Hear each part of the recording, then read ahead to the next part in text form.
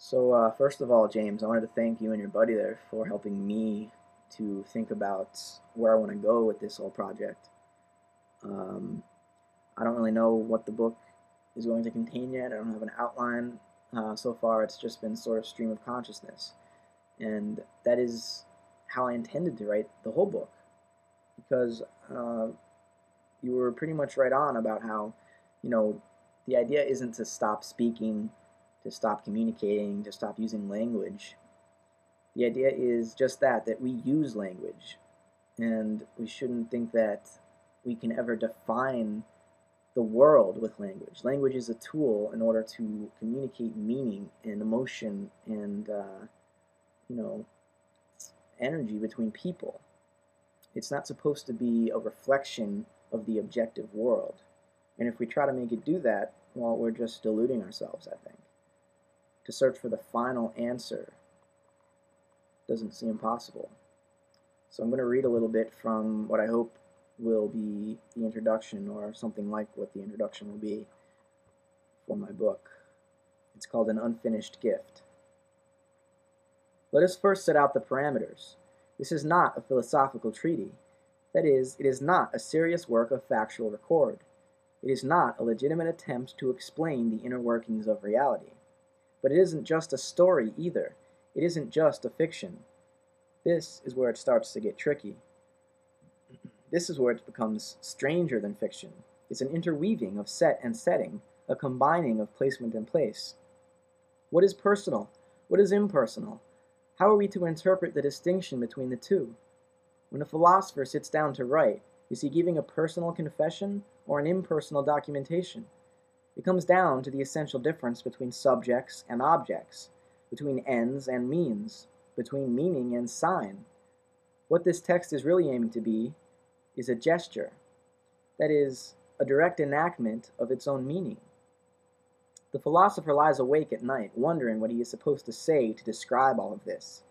An inner voice keeps questioning the condition, but as the question is asked, the condition is reconditioned.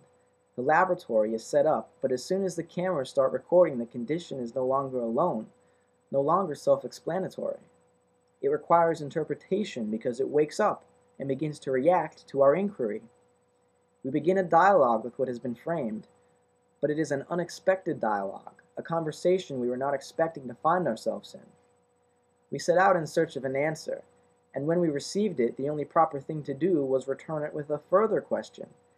And so the conversation begins. The scene is whatever the audience is asking for.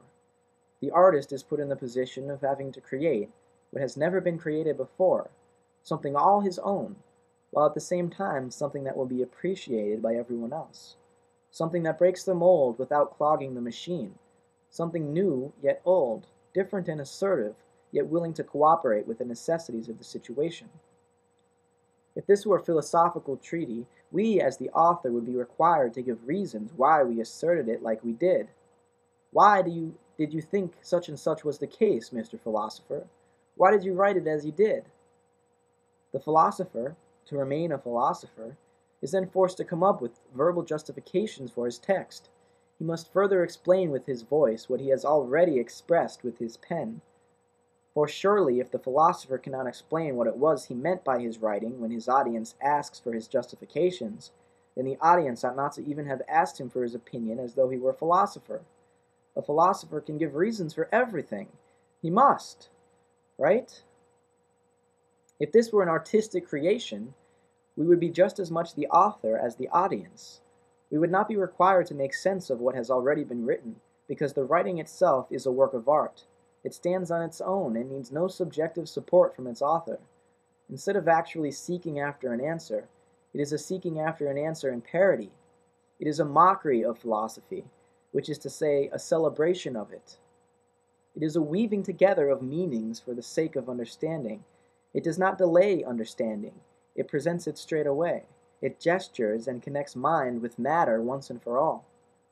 If we were serious about philosophy, if we were really after the answer, we would continually refuse to gesture, as to gesture is to joke, and jokes don't work if they are serious. The dictionary defines a gesture as an action performed for show in the knowledge that it will have no effect. Right below that, the dictionary lists a secondary meaning, an action performed to convey one's feelings or intentions. How are we to fuse the two meanings into the simple word that is gesture? We perform an outward action knowing it is just for show, while at the same time we must admit that these same purposeless behaviors are all we possess to convey who we are and what we feel inside. To gesture is to become part of the show, but if the gesture is not made ironically, if the gesture is not made in jest, if it is not intended to be taken humorously, then what is conveyed by the gesture is death itself. The gesture is dead because it purports to stand once and for all as itself. It ignores its role in the ongoing show and tell of life and living. Being alive is a gesturing with a sense of humor, with a spirit soaked in spontaneity. It is saying yes to the unexpected gifts you are offered by the other, by the audience that has begun interacting with the author. The line between action and reaction becomes blurred beyond recognition. In their place emerges inaction. There is no boundary any longer. The abyss has already swallowed every line we draw, every word we speak, and so to speak as though the line were final, as though the word uttered were all that could be said, is itself a parody of existence. You receive a gift always unexpectedly. For if the gift is expected, it becomes a purchase, an exchange, a transaction. Gifts are free because they are given without reasons. Gifts are only gifts if they are free, unplanned, out of the deep blue sea or the dark night sky. They come without warning, and so the other's reaction to having received the gift forces spontaneity.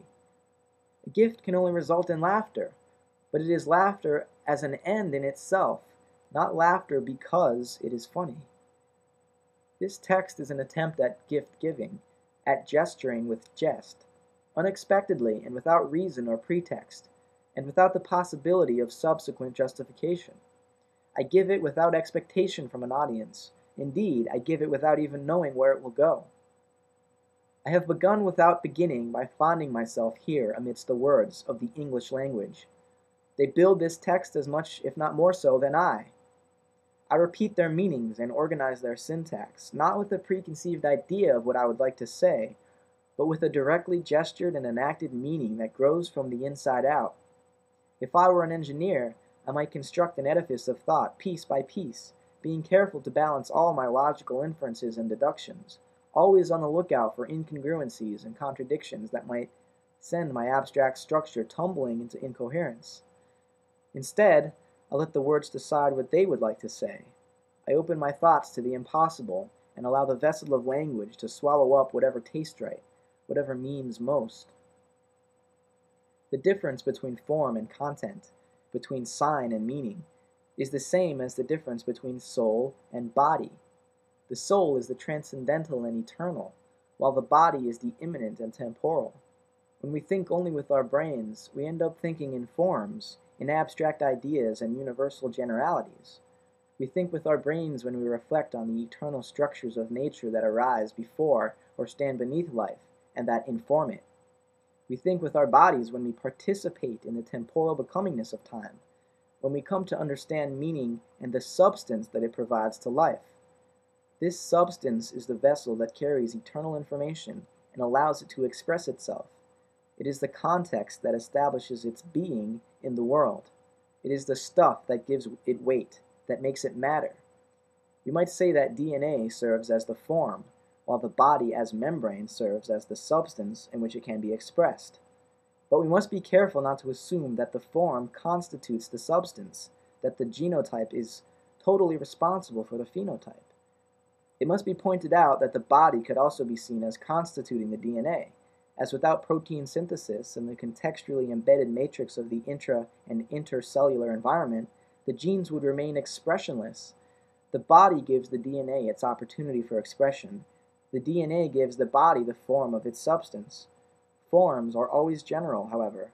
They exist in terms of the universal or the abstract. So the DNA does not contain particular forms or specific traits. It houses only a general possibility, we might say a probability, that is then made actual by the body.